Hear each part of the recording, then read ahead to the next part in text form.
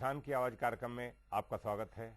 आज हम चर्चा करेंगे भारत सरकार के पर्यावरण मंत्रालय में जेनेटिक इंजीनियरिंग अप्रूवल कमेटी के द्वारा बीटी बैंगन के उत्पादन शुरू करवाने के लिए बड़े पैमाने पर ट्रायल शुरू करने के लिए इजाजत देने की योजना पर कार्य चल रहा है।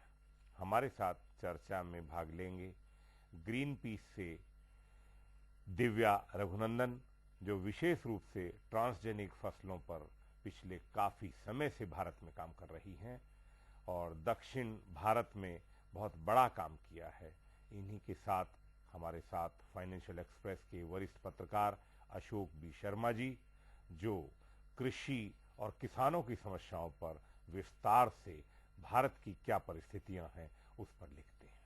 आइए, आखिर क्या हालात और कौन सी परिस्थितियां आज मजबूर कर रही हैं सरकार की एजेंसीज को कि जो फसलें अभी तक भारत में पैदा की जा रही थी उनको पीछे छोड़ते हुए ट्रांसजेनिक फसलों पर पूरा भारी दबाव देश में नई नई ट्रांसजेनिक फसलों को लाने के लिए बना हुआ है। पहली फसल बीटी कपास की भारत में इंट्रोड्यूस की गई थी। एक लंबा सफर 5 साल का तय किया है और बदले में भारत में देश के अन्नदाताओं ने पहली बार बड़े पैमाने पर हजारों की संख्या में आत्महत्या की है। उसके बावजूद सरकार जागने को तैयार नहीं है। क्यों? कौन सी वजह है? कौन सा दबाव है?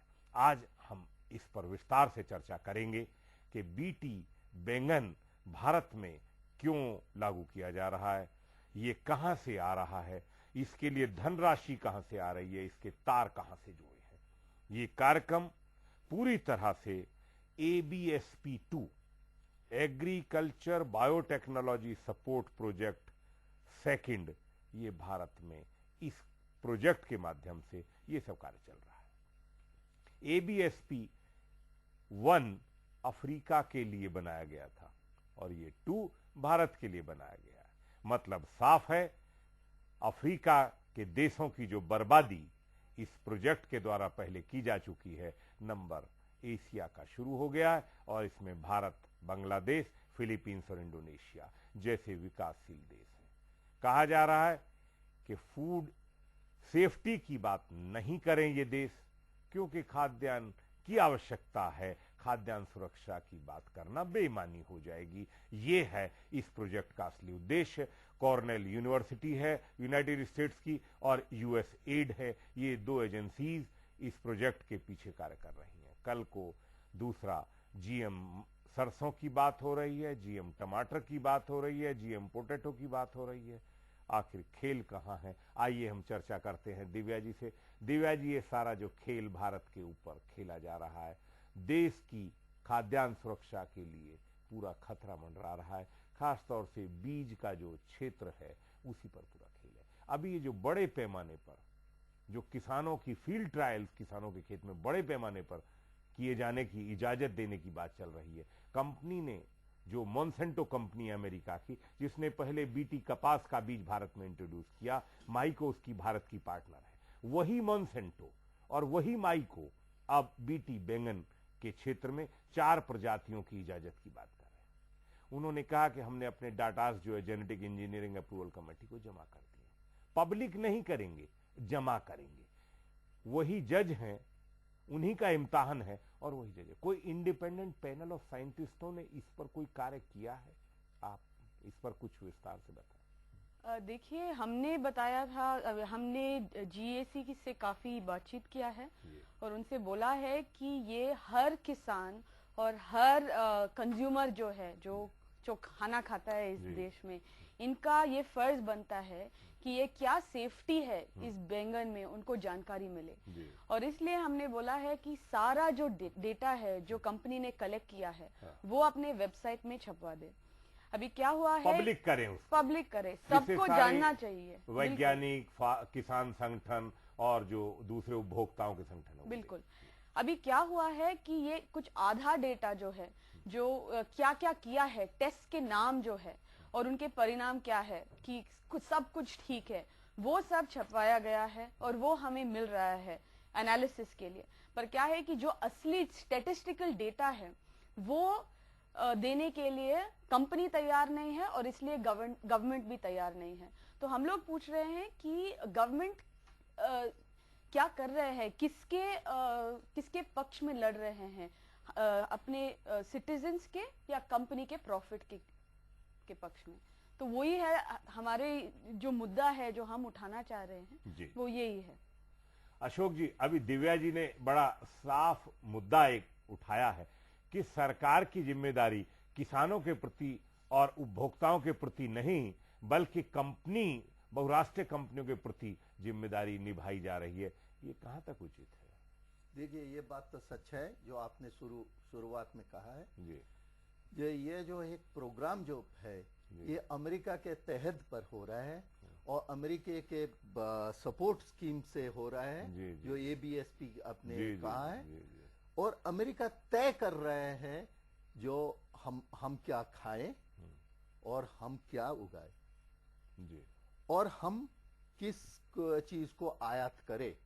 जैसे हम हमारे माध्यम से गेहूं का आयात करवा दिया, चीनी के लिए दरवाजा खुलवा दिया, तो ये तो खेल चल रहा है। एक दूसरी बात है, जहां तक बीटी बैंगन की बात, बीटी कपास तो और एक चीज है, उसको तो वो खाने का नहीं, बल्कि वो कपड़ा बुनने में कपास काम आती थी, कपड़ा पहन, तो ये तो सीधे पेट में जाएगा सब्जी सीधे है। और बीटी कपास का जो है उसका बीज है, बिनौले का तेल वगैरह निकलता है। लेकिन ये ज्यादा खतरे के। अशोक जी, एक बात बहुत स्पष्ट मैं कर देना चाहूंगा कि पिछले दिनों महाराष्ट्र और कर्नाटक के जिलों में मैंने खुद जाके देखा है, उन खेतों में भेड़ और बकरियों की संख्या मरने वाली 2000 से ज्यादा तो हमारी जानकारी में आई है कि जहां बीटी कपास बोई गई थी उसमें जो वो चरने के लिए जानवर गए तो बीमार होकर मर गए। तो वो अगर जानवर मर गए तो ये बीटी बैंगन जो सब्जी है खाने के लिए पूरे देश में उगाई जाती है, और ये मानव स्वास्थ्य के साथ इतना बड़ा खिलवाड़, इतना बड़ा धोखा कैसे संभव? बिल्कुल आप सही कह रहे हैं। बर्दाश्त कैसे करेगी भारत? कपास में जो जीन डाला गया है, वही जीन पराजीन जो डाला गया है, वो पराजीन बैंगन में ही डाला गया है, वही डाला गया है। और जहां पर आप जो खबरें आप कह रहे हैं, जो हुआ है बीटी कपास पर जानवरों का जो हाल हुआ है, ये बात तो खबर में आ गई है। लेकिन और GSE जो है वो ये स्वीकार भी किया है जो हम टॉक्सिक स्टडीज अभी तक किए नहीं है, जो पत्ते पर बीटी कपास का जो पत्ते हैं उस पर हम टॉक्सिक स्टडी अभी तक किए नहीं है और तो करना चाहिए, ये स्वीकारा है। दिव्या जी, बीटी कपास की जो पिछली एक मीटिंग हुई थी उसमें Indian council of medical research के जो रिप्रेजेंटेटिव थे उन्होंने बहिष्कार किया था उस बैठक में, और उन्होंने कहा था कि अभी हमारे पास स्टडीज नहीं है। हाँ, दो चीज बोले हैं कि अभी हमें लॉन्ग टर्म कोई स्टडीज नहीं किए हैं।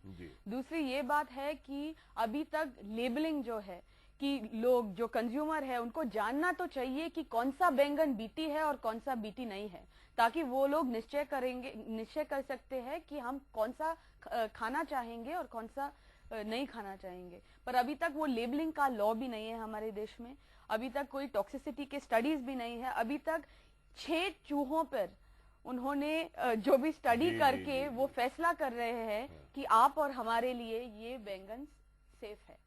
तो आप बताइए कि ये कोई स्टडी हो रहा है?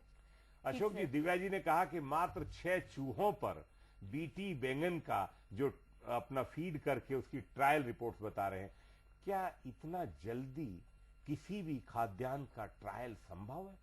कम से कम 5 वर्ष का समय, किसी भी स्लो पॉइजन को आप चाहते हैं स्टडीज, इसमें जो बीटी जीन डाला जाता है, कहीं तो उसमें ऐसा पॉइजनस केमिकल यूज किया जाता है जो उसके लिए है बॉलवर्म को मारने के लिए।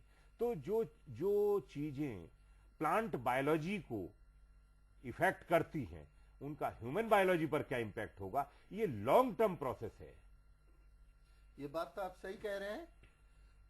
जो बीटी सिर्फ इसमें 3 टाइप का जीन पराजीन डाला गया है।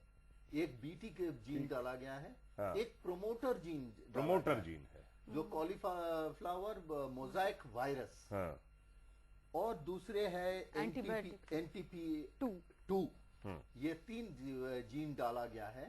ठीक है।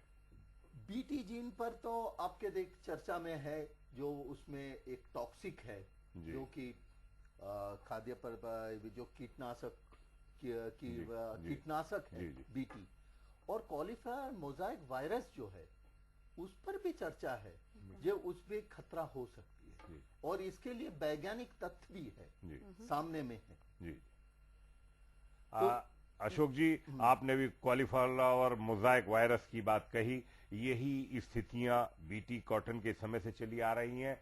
हम इस चर्चा को जारी रखेंगे। देखते रहिए हमारा कार्यक्रम किसान की आवाज, एक छोटे से ब्रेक के बाद।